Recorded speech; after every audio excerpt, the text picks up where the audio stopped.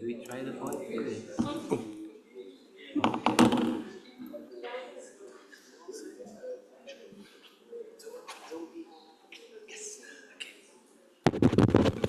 Hello, welcome everyone. So I welcome our physical audience, in-person audience, as well as our online audience that is following us by Zoom. It's a great pleasure for me tonight to introduce Maria Margarita Segarra Lagunes, Maya, if I may. I have had the privilege of knowing her for many years, dating back to my own student days at Università Roma III in Rome. And this is where Maya has made significant contributions to the field of both architectural history and preservation. Maya Segarra Lagunes earned her PhD in History and Conservation of Art and Architecture from Roma III University. She is a dedicated full-time researcher at the Department of Architecture of Roma III, where she also imparts her knowledge on the conservation of architectural heritage. Her involvement in numerous research projects spans the rich tapestry of architectural heritage, history, and conservation. And furthermore, she has been instrumental in executing restoration projects on monuments and archaeological sites. Her prolific output includes numerous essays on architectural history and the restoration of monuments, marking her as a distinguished figure in her field. Tonight, Maya will present a lecture entitled Rome and its Myth of Eternity. Please join me in welcoming Maya Segarra Lagunes.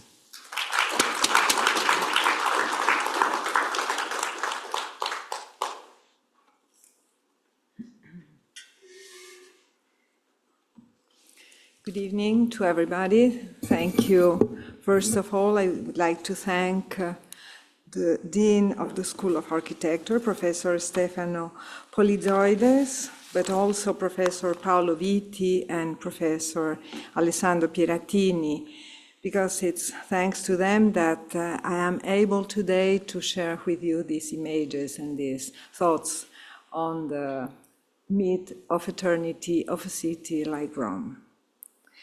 Well, the protagonist of this lecture is the city of Rome, a pulsating organism in constant evolution presented in its double sense of urbs and civitas, where the urbs is constituted by the built environment and the civitas by the social structure that inhabits that urbs. Monuments, squares, streets, neighborhoods, as well as ceremonies, rites, and daily life that take place in these spaces testify to the liveliness and productivity of a city considered from its origin as eternal. But why eternal?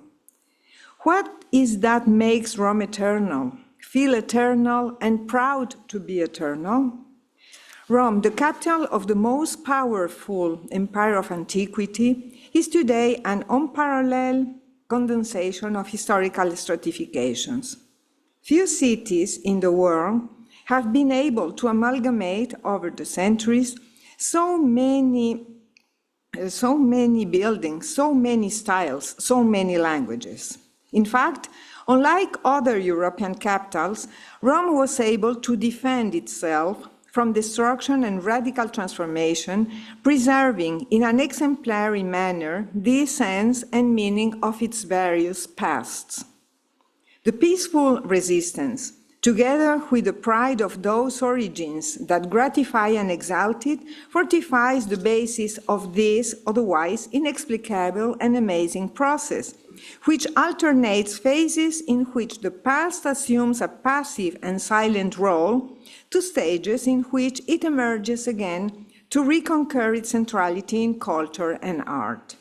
The extraordinary ensemble that we recognize today as the historic center of Rome is in fact the fruit of a centuries-long evolution made up of infinite micro-transformations that shape the urban fabric until it acquired its current physiognomy and meaning.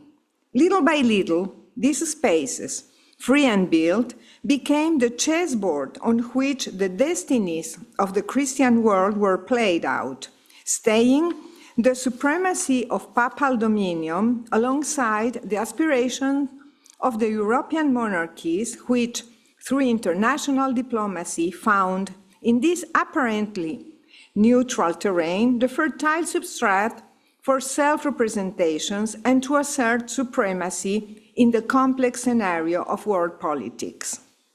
In this way, buildings and squares assumed a recognizable role and identity, continually renewed through new interventions, and with the passage of time, formed those exceptional urban ensembles that today are the destinations of millions of visitors. It is thanks to the works of the great artists of all times that today we can retrace the millenary history of Rome, not only through its buildings and squares, but also through its most emblematic symbols, the foundations of the myth of eternity. Publius Virgil Marone, the most famous of the Latin poets, narrates in the Aeneid that Aeneas, son of the goddess Aphrodite, and the Dardanian prince Anchises fled from Troy, burned by the Achaeans with his father and his son Ascanius. After a long journey across the Mediterranean, he landed on the shores of the Tyrrhenian Sea, in a territory located on the coast of Latium. Later, Rhea Silvia, a descendant of Aeneas, conceived the twins Romulus and Remus with the god Mars. The twins were thrown into the river by their uncle, who was trying to get rid of them, but they were safe because the basket in which they were placed ran aground the marshy area of the Velabro, at the foot of the Palatino hill, and a land where the city of Rome would later emerge. The legend recorded by the Latin historian Titus Livius refers that in this place a she-wolf, attracted by the crying of the twins, fed them until the shepherd Faustulus and his wife Acca Laurentia found them and took charge of them until they were adults. The Roman historian Plutarch tells also that an adult Romulus built a place that was called Squared Rome. To do this, he summoned men from Etruria to Rome, and each of them contributed with a handful of land brought from the villages where they were originally from. According to several authors, says Plutarch, this foundation took place on April 21st, 753 before Christ. The Romans still celebrate this day by calling it the birthday of their homeland. From the very act of its foundation, the river Tiber played also a decisive role in the consolidation of the myth of Rome. Indeed, in the long historical period that accompanied the evolution of the city, the river acquired its own character, personified in the allegorical universe of divinities as the Divus Tiberinus, indissolubly linked to the feminine presence of the goddess Roma. The Tiber is the way through which all goods reach Rome, says Pliny the Younger. Through its channel, any product imported from nearby lands, Umbria, Tuscany, Upper Lazio, or from distant countries like in Africa, in Asia Minor, in the European coast, were transported until it was unloaded in the harbors of Rome, strategic and extremely important places with imposing structure for unloading and storage.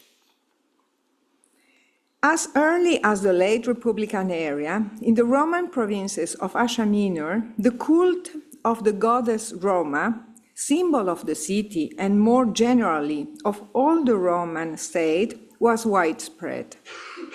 Some representations of the deity date back to the 3rd century before Christ and were founded on minted coins. The Emperor Hadrian built, at the beginning of the 2nd century after Christ, on the Via Sacra of the Roman Forum, a temple dedicated to the goddess Venus and Rome. Often the god the goddess Rome appears accompanied by allegories of the river Tiber, inseparable companion of the city and source of abundance and fertility. This image you know well because it is welcoming all the visitors in this university in the plan of Noli. Over the time, the idea of eternitas of Rome was extended to the city, urbs aeterna, and the cult of the goddess was maintained at least until the 4th century, although her myth persisted in the following centuries. At the beginning of our era was already the capital of the most powerful empire of antiquity. At the end of the 1st century after Christ, under the rule of Emperor Trajan, the empire reached its maximum extension, encompassing distant territories such as Armenia, Assyria, in Mesopotamia in Asia Minor, Dacia, the present Romania, Germania, whose border was protected with the line of fortifications of the Limes, Pannonia, present-day Hungary, and more than half of Britannia, Great Britain, as well as North Africa, from Morocco to Egypt, the northern portion of the Arabian Peninsula, and Spain and Portugal entirely surrounding the Mediterranean Sea, called, not without reason, Mare Nostrum, our sea. Rome became a cosmopolitan city, welcoming foreigners who were integrated into the administrative life and became citizens of the urbs. Their influence is felt in the language, in philosophy, in the different branches of culture and science, and especially in art and architecture. In ancient Rome, the forum was a space of relationship and exchange. It was the enclosure perfectly defined from the architectural point of view, which coincided with the place destined to deal with affairs and business. Its structure and shape favored the performance of collective activities. Here, to the Greek agora, it was where the political, religious, and commercial issues of the empire and the city were discussed.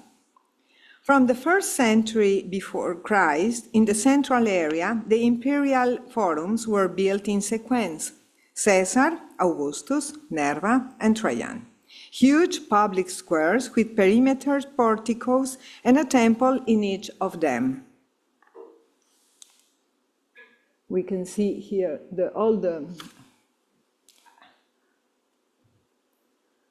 here. These are all the squares of the different imperial, forum.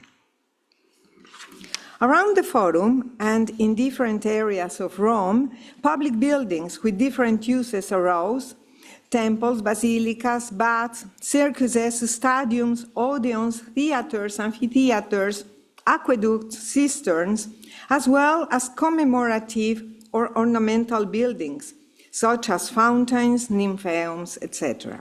But also, timeless architectural models were devised, such as the triumphal arches, with 1 or 3 arches, and the honorary columns, like the Colonna Antonina and Colonna Traiana, taken up in different versions in later times. Assuming the classical language inherited from Greeks based on the 3 architectural orders, Doric, Ionic, and Corinthian, the Romans added the Tuscan and Composite orders and adopted the arch, which effectively overcame the dimensional limitations of the Greek trileton. In this way, linguistic models were consolidated and destined to be perpetuated over the centuries. For instance, the canonical superposition of the architectural orders and the arch framed by the architectural order as it is shown in the Colosseum. The Roman construction technique, fully developed at this time, allowed the construction of buildings incomparable to any previous one. It was with the invention of opus cementitium, the Roman concrete, that the most extraordinary constructive enterprises were achieved. With the introduction of the vaulted system, much larger spaces were obtained. Opus cementitium also facilitated the construction of domes with diameters hitherto unattainable. Almost 45 meters is the diameter of the dome of Agrippa's Pantheon.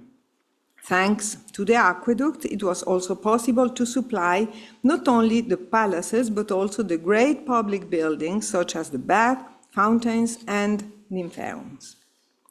On the other hand, the network of road and extra-urban roads, paved with resistant and durable basalt slabs, favored the communication of the capital with all the provinces and the territories of the empire. Under Maxentius and Constantine, between the late 3rd century and early 4th century, Rome witnessed the last manifestation of imperial splendor, before embarking on a decline that lasted more than 10 centuries and saw the population decline drastically from 1.5 million inhabitants to 100,000 in the darkest period of the Middle Ages. In an uncertain and difficult climate, on October 28, 312 after Christ, Constantine won the Battle of Saxa Rubra over Maxentius. Without intending it, this victory would radically change the course of history. The following year, in the possessions of the Caesorium, located to the east of the city of Rome, the construction of the Basilica of the Savior, later St. John Lateran, began. Shortly afterwards, on the land formerly occupied by Nero's circus, in the area where St. Peter had been buried, works began on the basilica dedicated to the apostle. Two presents of indisputable importance that nevertheless occupy marginal spaces of the city. These locations, far from the center, were deliberately chosen so as not to disturb the precarious equilibrium of a society that continued to participate officially in pagan ceremonies, but that at the same time was being irreversibly undermined by the unstoppable wave of Christianity. Use, substitution, reuse, stratification are the processes that most faithfully define medieval Rome. On Christmas Eve of each year, tradition affirms blocks of marble from the temple of Capitoline Jupiter, the most important temple in Rome, would fall to the ground. It is a metaphor of the gradual transformation that slowly infiltrates Roman society. Each crumbling piece is a pagan saying goodbye to his old religion to embrace the new faith.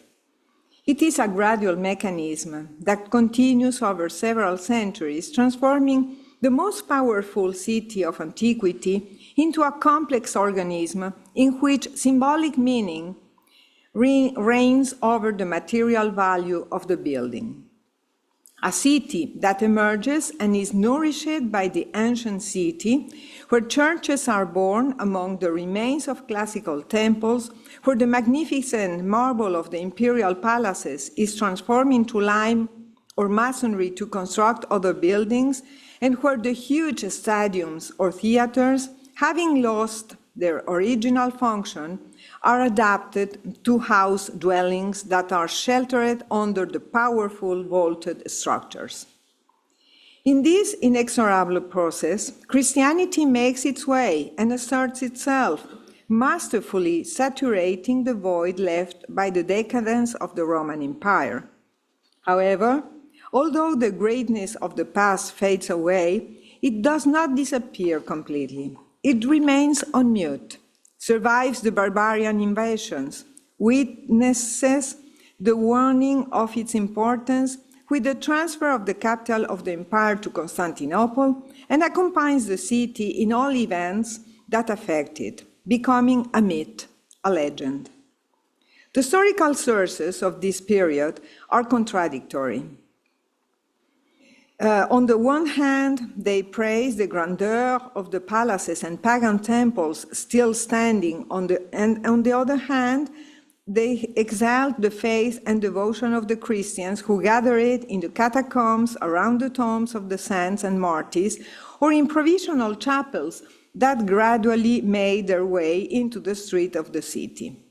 A series of edicts issued in the course of the 4th century gradually reduced the worship of the pagan gods. In 410, the first sack of Rome by Alaric, king of the Visigoths, takes place. It is only the beginning of a series of invasions that will descend on the peninsula from this moment. In a land strewn with ruins, the remains of ancient pagan temples, the first titulus were established from the 1st century after Christ.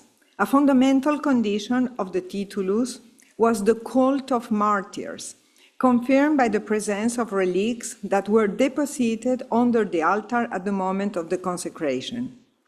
Very soon, a link was established between the titulus and the presbyter who resided in it. Over the time, they were left in the hands of the cardinals, assuming the name of the Cardinal Titulus.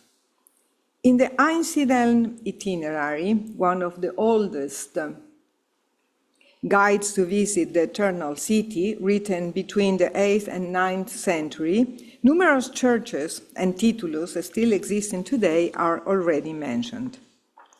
To build or adapt these churches and chapels, ancient structures were reused.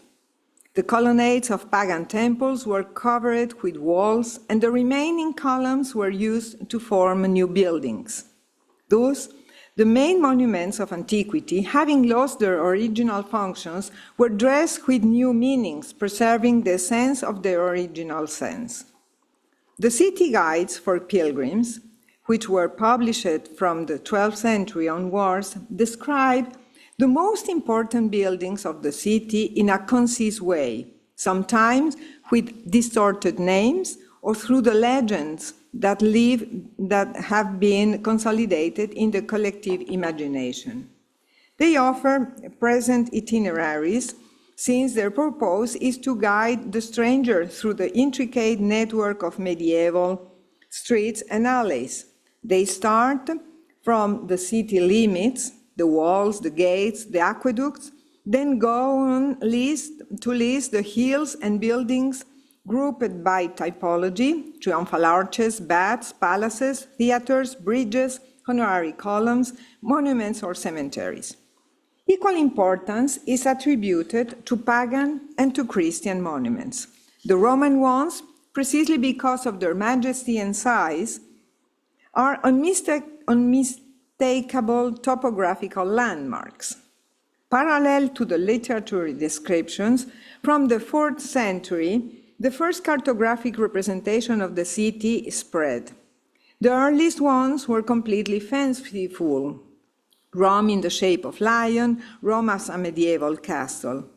But little by little, and with the beginning of the 14th century, the Roman topography is more accurately represented with its main buildings.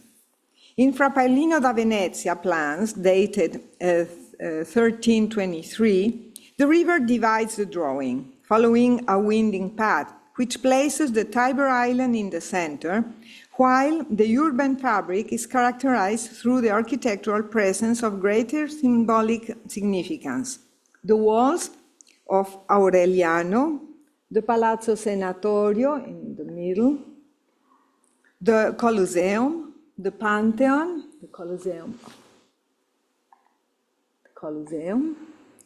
and other important buildings like the Tower of the Milizia, the Lateran Palace, the Basilica of St. John, the Castle of Sant'Angelo, and St. Peter's Basilica with the Vatican Palace. Almost 100 years later, in the representation of Taddeo di Bartolo, performed in the Municipal Palace of Siena, the city is presented again through its main monuments, the Coliseum, the Pantheon, the Aurelian Walls and their gates, St. Peter's Basilica, the Lateran Palace, and the Bridge of Sant'Angelo. They are a selection of the most significant buildings which recall the prestige of pagan Rome, together with the main Christian symbols.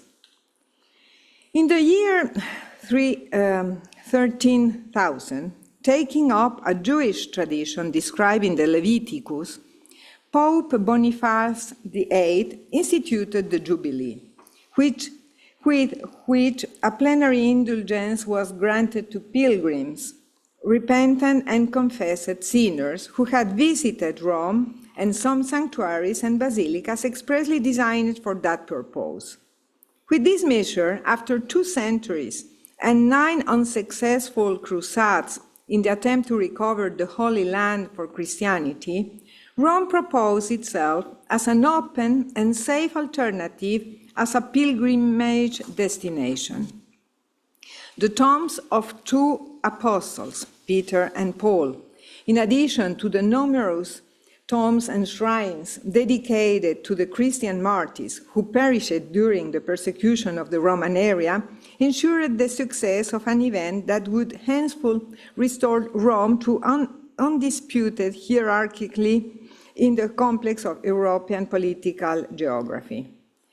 Although pilgrimages to Rome were frequent throughout the medieval period, with the officialization of the Holy Year, initially every 100 years, then every 50, and from the 15th century every 25 years, this rite of redemption acquired a cyclical character, becoming the periodic meeting point for all Christians. Already, from the first edition, the Chroniques describes real crowds present in Rome to obtain the plenary indulgence. But in addition to its religious significance, the Jubilee will become the driving force behind renovation works, sometimes quick and limited, sometimes immense and endless, carried out on different scales and in different ways, from the opening and regularization of streets, alleys, and squares, to the enlargement of pre-existing religious buildings, or the construction of churches, convents, or chapels, in addition to infrastructures to accommodate pilgrims, such as hostels, inns, and hospitals. At the beginning, it was established exclusively to visit the tombs of the 2 apostles, but with time, the rite was extended to include basilicas where sacred relics were venerated, the Holy Cross of Jerusalem, the Manger of Bethlehem, or where the relics of martyrs were kept. In this way, the visit of 7 obligatory basilicas was consolidated: St. Peter in Vatican, St. Paul outside the wall, St. John Lateran, seat of the Bishop of Rome, St. Mary Major, Holy Cross of Jerusalem, St. Lawrence, and St. Sebastian. The 15th century opened in a climate of marked renewal. A few years after the Pope's return from exile in Avignon, the city once again took on a prominent role in the pontifical political interest. With the bull of March 31st, 1425, the Pope Martin V Colonna formalized the office of the ancient magistrates of the streets, by means of which he could undertake the urban transformations necessary to give a new impulse to Rome, leading it to recover the religious and political centrality that Boniface VIII, with the proclamation of the Jubilee, has undertaken. The reestablishment of this office had a specific objective: to restore order, decorum, and cleanliness in a city where decadence and disorder prevail, as the bull itself testifies. A few years later, in the middle of the 15th century, Niccolò V Parentuccelli, in continuity with his predecessor, promoted strategic intervention of urban transformation in some of the most important internal connection arteries of the Campo Marzio. In all these measures, one can read an aspiration for urban transformation masterfully represented in the paintings of the ideal city, the famous painting made by unknown authors and preserved in Baltimore, this is the one of Baltimore, Urbino, and Berlin, which convey an image of a clean and orderly city, thanks also to the parallel renewal of the architectural language inspired by the classical models of antiquity. Besides to the urban interventions, the radical transformation of St. Peter's Basilica and the Vatican palaces began in the mid-15th century, with the presence of the most important Renaissance architects, Leon Battista Alberti, Donato Bramante, Raffaello Sanzio, Antonio Sangallo, Michelangelo, to mention only the best known. The last decades of the 15th century and the first decades of the 16th century constitute the moment of maximum attention, experimentation, and innovation. Architects put into practice the knowledge acquired by studying the monuments of Roman antiquity.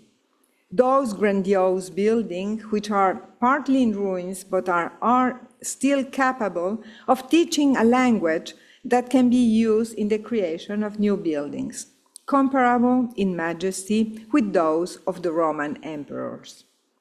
Little by little, in the teeny medieval urban fabric, new immense buildings appeared, belonging to the clergy and the Roman aristocracy, who asked architects and artists for works inspired by Roman architecture. The palaces are variants of the same theme, declined with different nuance, but obeying a single principle: to use the lexicon and syntax learned from ancient Roman architecture for the elaboration and solution of new problems.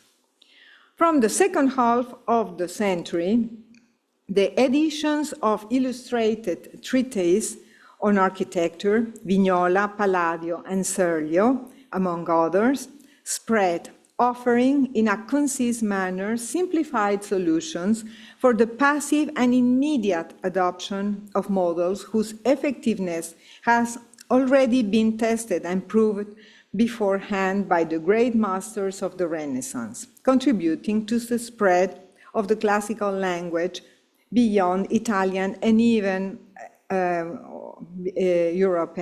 beyond European borders.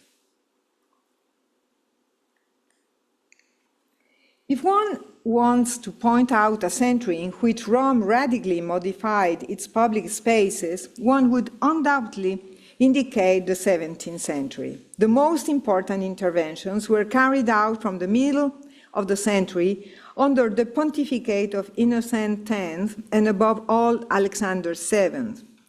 What is striking about these places is the persistence of their symbolic value, which is transmitted unchanged over time, even when the environment is modified. These spaces are true scenarios in which friendships and political and religious oppositions are represented, figuratively through architecture and art, not only locally, but also precisely because of the specificity of Rome as a capital of the Christian world on an international scale.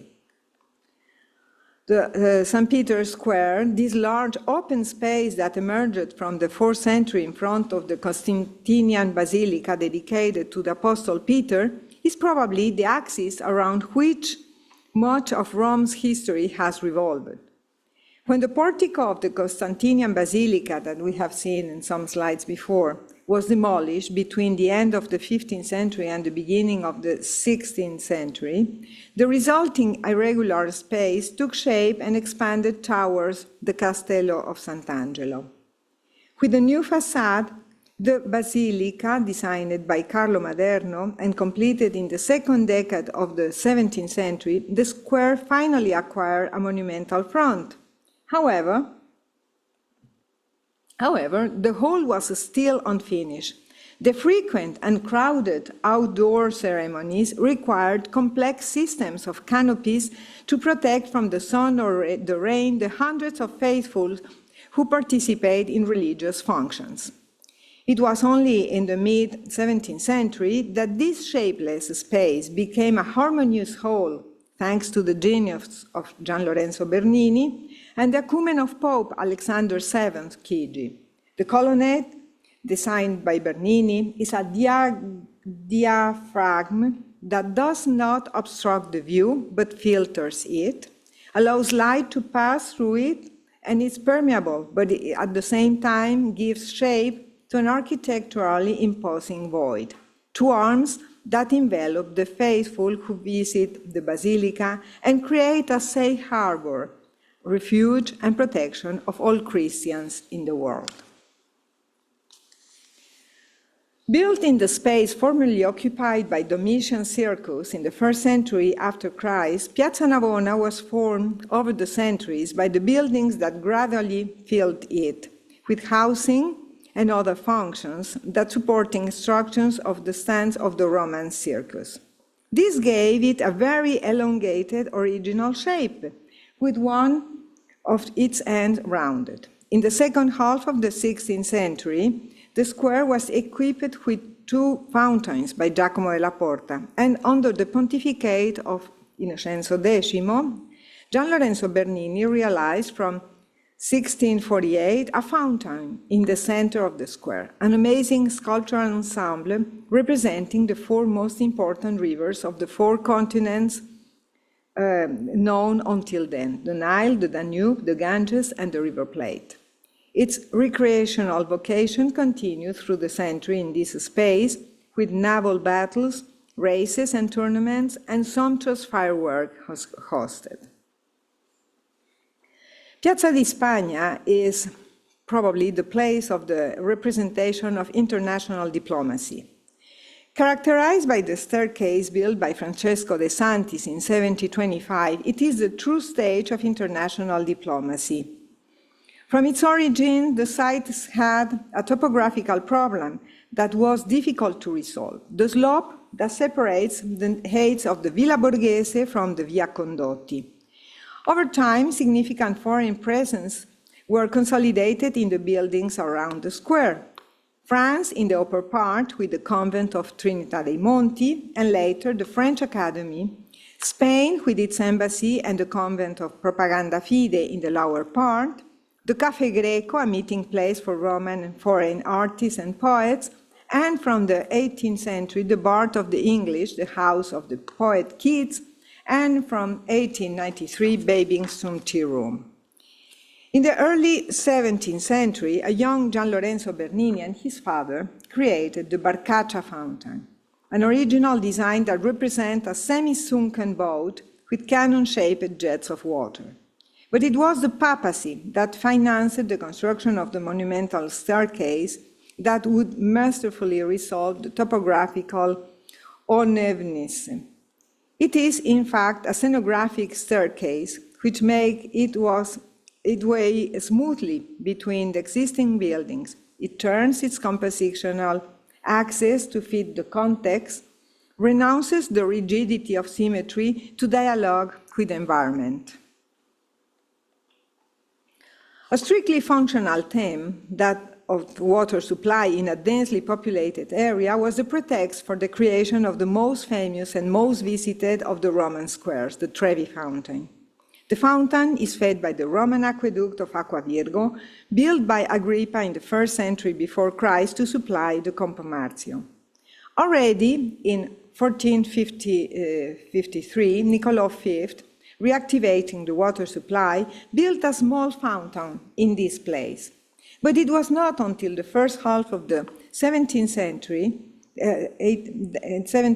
that new solutions were studied. The square remained incomplete until 1731, when in the interest of the Pope Clemente Corsini, an architectural competition was organized to design the great monumental facade attached to the Palazzo Poli. Nicola Salvi, the winner, gave life to a sculptural facade in which the complex iconographic program, dense with allusions and symbolism, stands out, with the god Ocean riding a chariot in the shape of a shell, pulled by seahorses, dolphins, and tritons. Next to him, the statues of sanity and abundance, two irreplaceable characteristics of water. The Piazza del Popolo, the stage for the entrance in Rome. In direct relation to the Campidoglio, Piazza del Popolo, the main entrance to Rome since ancient times, appear as an irregular space in the drawings of the late Quattrocento and also some centuries after. It was modified with the layout of the Via di Ripetta and Via del Babuino during the 16th century. Later, it was enriched with the realization of the churches of Santa Maria in Montesanto and Santa Maria dei Miracoli. The square was the space in which the solemn rite of entry into the capital of the papacy was carried out. The sumptuous processions of carriage accompany monarchs, cardinals, and ambassadors in their triumphant arrival in Rome. The square was completed in the early 19th century with the project of Giuseppe Valadier, an ellipse whose center is marked by the 16 obelisk and that welcomes in its perimeter the twin churches, the Church of Santa Maria del Popolo, and also the ramps of ascent to the terrace of the Pincio, the hill, in the left-hand side, amalgamating the different periods in a harmonious ensemble. At the time of Clement XI, at the beginning of the 18th century, the construction of the great Ripetta stairway, designed by Alessandro Specchi, was undertaken to facilitate the loading and unloading maneuvers of the port. The stairway became one of the most beautiful places in Rome, with its travertine steps descending gently to the shore, modeled after the footprints left by waves in the sand. One of the most joyful moments of the year coincided with the feast dedicated to the patron saints of Rome, St. Peter and St. Paul, celebrated on June 29th. The pictorial iconography of all ages has left magnificent testimonies of the grandeur with which Rome participated in this splendid feast. A series of events, partly coincidental, partly programmed, contributed to awaken among intellectuals and artists, but also among scientists in the first half of the 18th century, a renewed and profound attention to the vestige of past civilizations.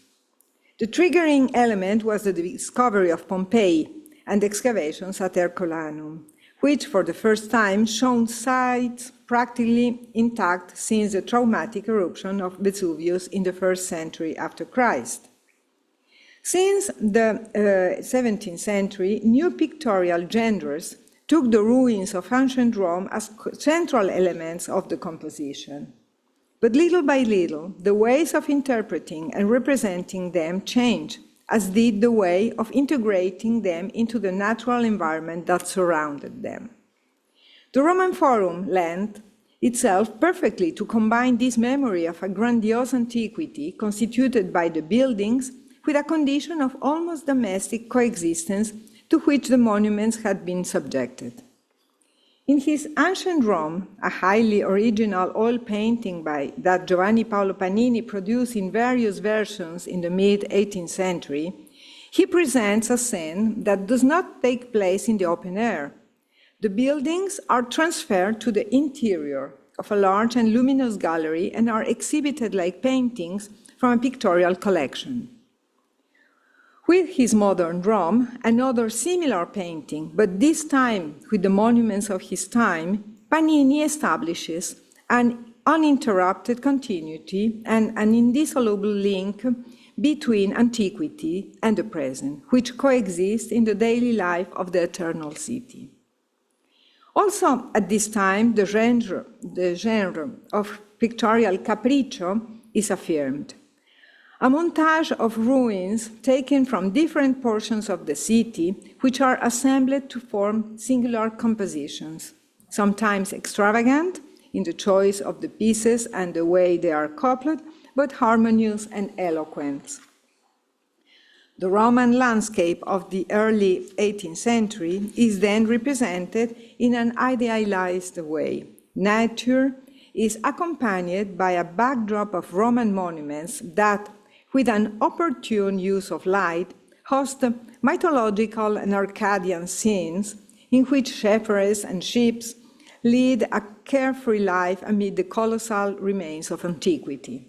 These are different ways of recovering a past that lies abandoned, but it's latent and ready to return cyclically to remind everyone of the greatness of antiquities. From the mid-18th century onwards, Rome became, as an unparalleled goal of the Grand Tour, the central objective of the studies of European intellectuals, who undertook true cultural pilgrimage through the Eternal City, with the ambition not only to get to know and visit the city, every corner of the city, but also with the fixed idea that these experiences would feed and become part of their own literary, artistic, philosophical, and architectural creation. To accomplish this purpose, time is required, and for this reason, long periods or even several trips are destined to this experience, a kind of initiatory journey that will allow them to deepen their detailed knowledge of Rome. In this way, the city is crossed day by day and by night, visiting the palaces of the aristocracy and the clergy, but also making forays into the working class neighborhoods, where it is possible to get in touch with the contradictions and the true nature of the Roman population. The reactions that the city elicits in each visitor are contrasting and surprising. From Goethe to Le Corbusier, the testimonies reflect the complexity and richness of a city that can be walked through, drawn, analyzed, studied, captured, interpreted, and described in 1,000 different ways. Johann Wolfgang Goethe jubilantly notes in his diary of November the 1st in 1788, "The anxiety of arriving in Rome was so great and increased with every moment that I could no longer stand still.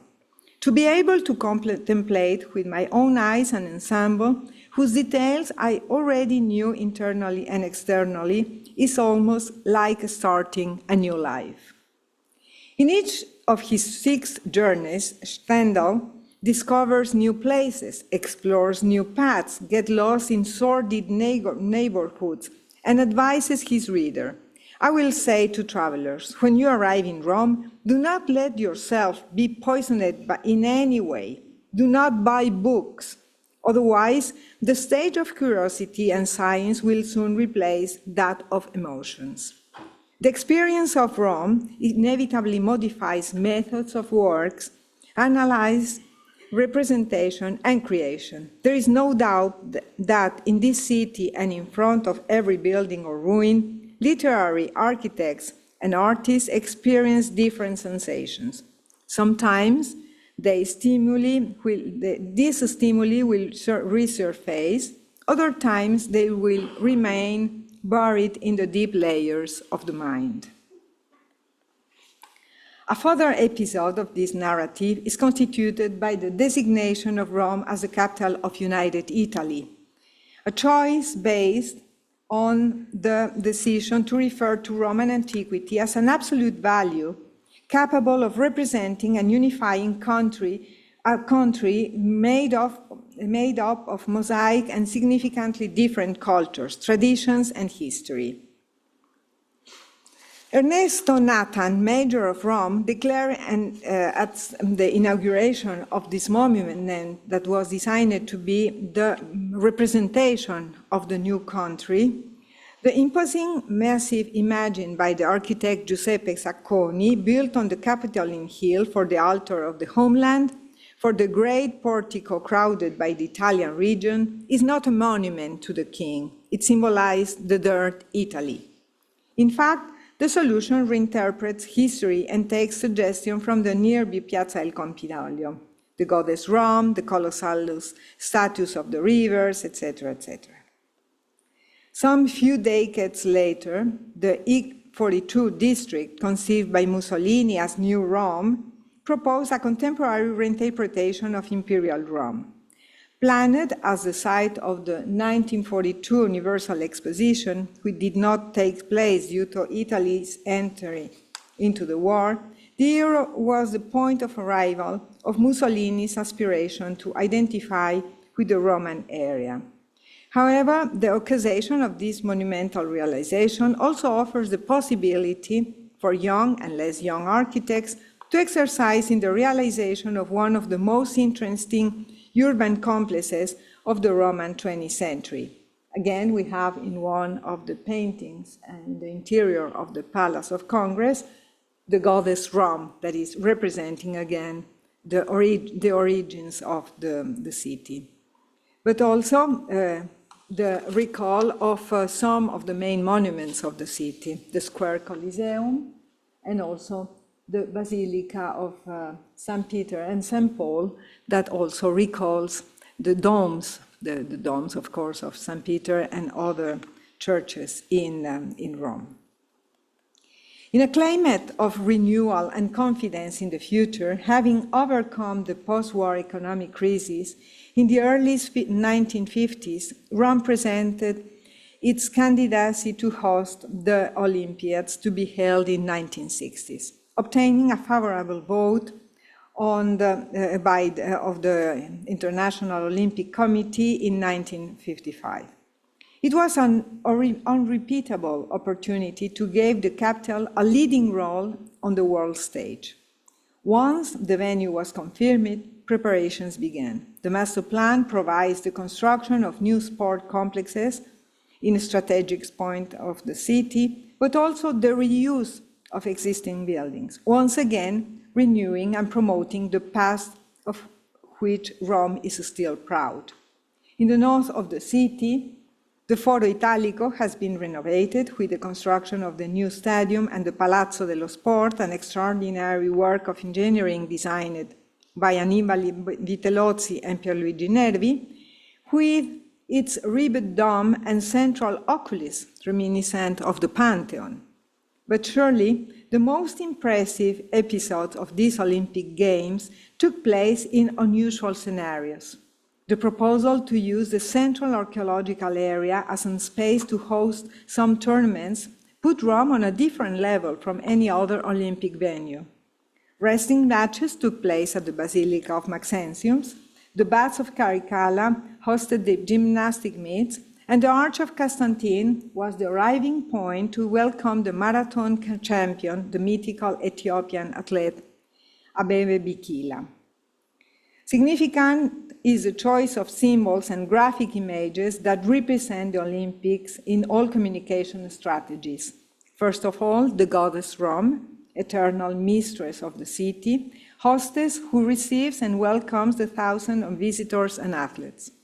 Next to her, the she-wolf and the twins, the Colosseum, the Arch of Constantine that appears on postcards, stamps, posters, and billboards. This graphic reiterated and offered to the world as the real novelty of the event confirmed once again the immortality of the myth.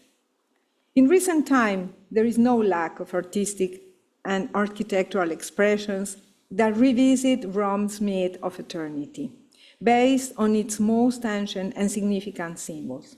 Thus, we have the collage elaborated by Superstudio in 1969 that illustrates the metaphor of Rome's current condition, a city that aspires, on the one hand, to become a contemporary metropolis, but on the other, never renounces to the continuity of his past. Indeed, Rome continues to offer suggestions to contemporary artists who visit it, inhabit it, walk through it, describe it. Its colors, its lights, its textures, its skies, but also its myths and its history are undeniable elements of inspiration for today's universal culture. I can thus conclude this journey through the eternal city with two recent testimonies: variations and interpretations of the she-wolf created with various techniques and formats by the New York artist Christine Jones, and the large mural created by William Kentridge, whose creation is based on all those symbols that had contributed to consolidate the myth of eternity. over the centuries. Thank you very much.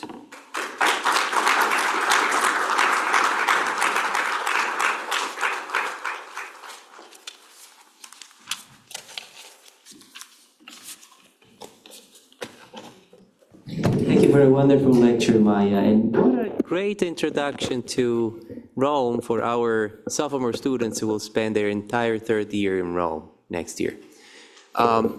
So let's open it up for questions, both from our in-presence audience and from Zoom.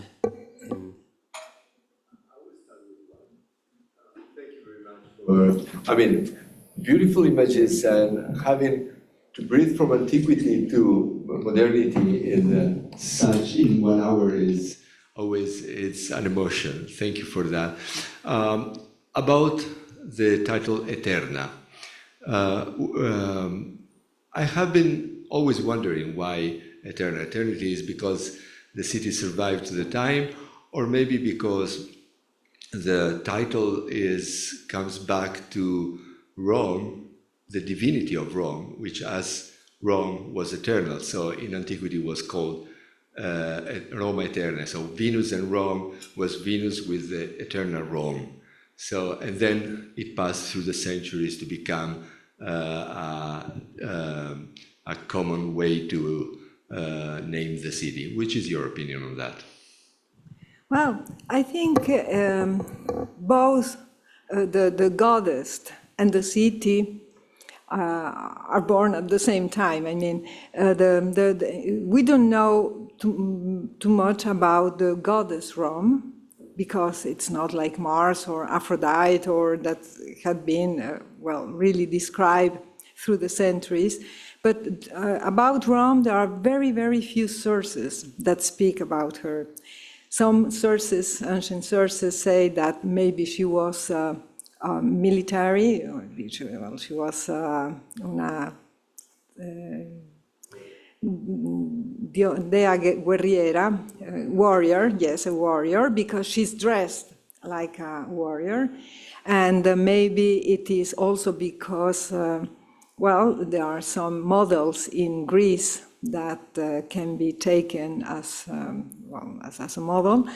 But in fact, already in antiquity, they started to speak about Roma Eterna, but talking about the goddess, but also the city.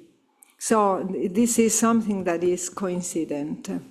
So I think there is no difference between the goddess and the city. Both are considered eternal. And yes, of course, the ancient sources speak, Tito, Livio, and many of them speak about the eternity of Rome already in the first century, before or after Christ.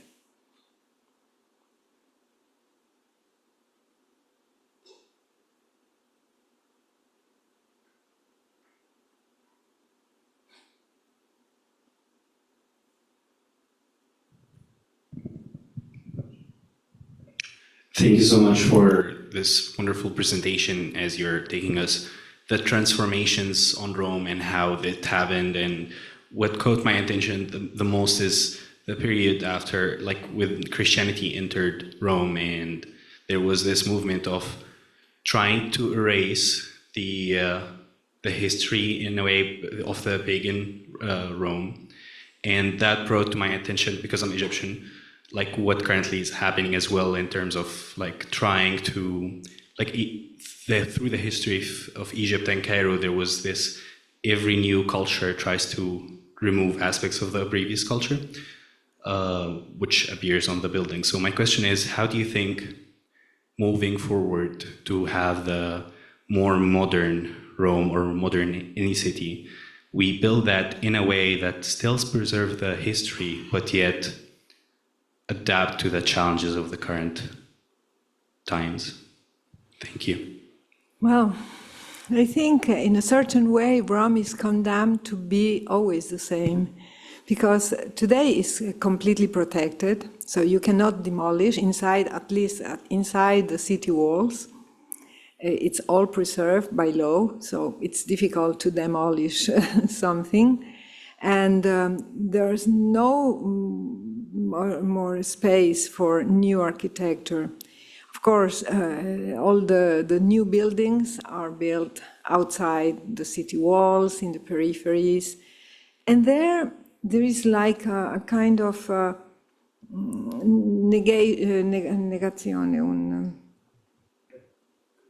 negazione della storia. Yes, the architects seem like they deny history, and so they want to produce other kind of architecture that has nothing to do with the city, with the history, with the tradition, in certain interventions. In other, it's the normal quality of architecture. It's based on a very traditional way of constructing. So buildings are built with resistant materials. You will see even in popular dwellings for workers, etc. You will see that always there is pavements in marble and good materials, because they are intended to last many, many years, not to be replaced very soon. So, and I think that is a way to be in synchrony with the tradition also, because you are thinking always of a long term, not an ephemeral term. And I think that that's good in a certain way. So back to the recondite theme, the esoteric theme of the goddess Roma. I thought it was common knowledge, and tonight I'm not that sure, because do I really need this? Yes, better. The palindrome, do you know what a palindrome is? The? Palindrome. Hmm? It's a word backward. Yes. So the secret name of Rome, which was taboo, because you would be executed if you ever said it in public, was amor, which is love. Yes. And maybe the myth of the eternal Rome, and that was revealed by Hadrian when he did the Temple of Venus in Rome. You know, it was Yes, a word, it's word Venus love. Yes. Is that why eternal Roma, eternal love, came into being? Who knows? Is my question. I haven't read any source that speaks about that. Well, if it's a taboo, there can be no source, right? Mm-hmm. It's only an architect that could reveal the secret name. No, I don't know. I don't know if there is, but I will look for that. Okay, thank you. No, what is interesting is that I think that millions of visitors that come to Rome do not know that Roma was a goddess. Yes, please. Thank you very much for a beautiful presentation that really took us through the city and its myriad histories. I am curious how this myth of eternity affects your students who are studying architecture in Rome and who are thinking about practicing there in their careers. This notion can be both celebrated, right, but also a burden for a young person who is thinking about becoming someone who's responsible for becoming a custodian of the city, but also someone who might change the shape of it in the future. So how do you students address this burden to you? Does it come up in discussion? Being a young architect in Italy, how does this affect them in their work? Well, I think that that image of super studio,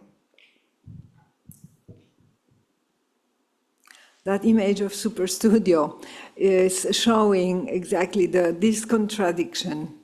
so how architects live this contradiction. They live in a city that is, well, the example of history, but they would like to do something else. In fact, this collage is called the Grand Hotel Colosseum. The idea of super studio that was is a firm in Florence. They they really wanted to demythify, come si dice, demythify the myth of Rome, the sacralization of Rome and the monuments by, well, transforming the Colosseum into a hotel, like a common.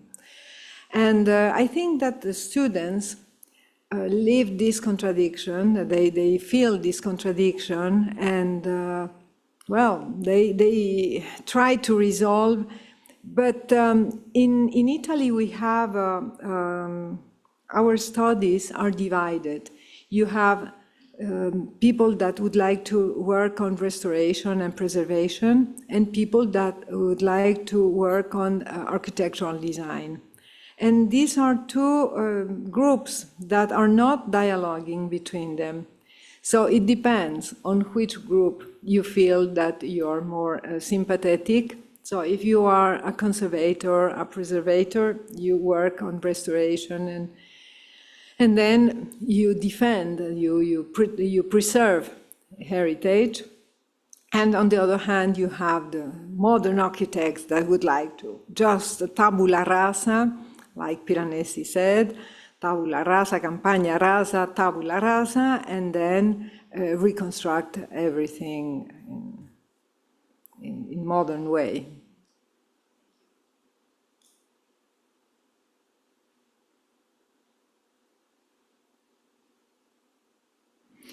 Well, maybe it was, it was forcefully very synthetic, but what I wanted to express, especially talking about the squares, is the persistence in the same place of the values that come from very, very far. For instance, Piazza Navona has this recreational role since the time of Domitiano, when the circus was built. But then it has conserved, it has kept this use and this role, and today is still a place where, well, different, especially at the end of the year, people gathers and go there for fairs and popular fairs, etc. Of course, there are not any more tournaments or they used to flood the square in the Baroque time to have some naval battles, but now they do not do that. But it has kept this significant role, and also Piazza di Spagna or Piazza del Popolo, this entrance to Rome, because it was the main entrance coming from France, from the rest of the north of Europe. So it was like, you arrive in Rome, so you have to demonstrate who you are. And so the kings, the popes, the cardinals really made a show of their power and importance. So each one of these squares or these public spaces has acquired a meaning, a role during time. And what is surprising is that they conserve still this role, of course. Piazza San Pietro is the most significant of these spaces.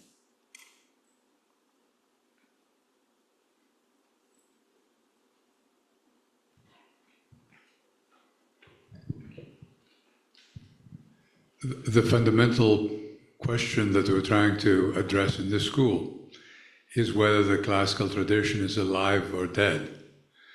And this drawing is 55 years old. It's 2 generations old. And those who have been denying the power of a live tradition have built a Rome outside the walls, which is essentially dead. It is dead because it is impermanent, ugly, and unusable, and it has actually consumed an enormous amount of energy and money to go into place, and it's questionable whether it's going to last another generation or two. So I think out of all of this, the real question is, are we facing the end of a tradition or the beginning of a tradition? Are we facing the expiration of a myth or the generation of a new city based on a myth that is truly timeless? Yes, it's well, it's difficult to say, but maybe, well, it's the contemporary city is really, as you have said, it's ugly, it's not nice, and people is forced to live there because they cannot live inside the walls. But if they could, they would move to the inside. But at the same time, the historic city is now becoming a scenario, and that's very dangerous, because it's becoming, there are thousands and thousands, millions of tourists that are invading the city, and so people is leaving the historic center of Rome because it has changed a lot, and are going to live out. They don't want to live anymore, and this is all a bed and breakfast and hotels and restaurants for tourism. And that's very bad, because the city is dying in a certain way. The historic city is dying because of that consume of the abuse and of the use of the city, the historic city. So I think that all the peripheries in Rome were the lost opportunity of architects, because we cannot explain why they did not try to create new parts of the city in continuity with the historic city. But they have lost this opportunity, and now the periphery is not nice, and it needs some processes of regeneration, because it is not very safe, it's not very nice, it needs to be improved to get a nice place to live.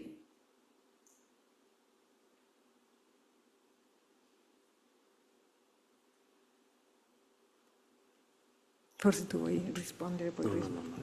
Perfetto, grazie.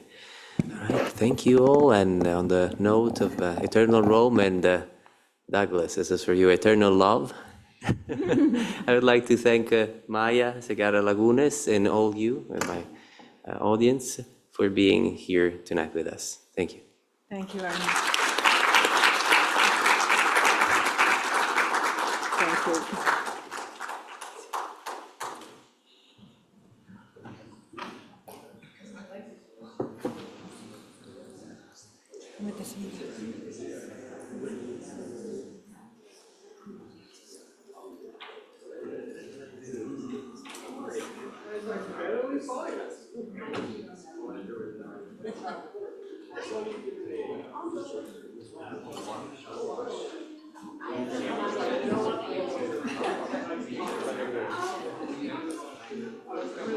you.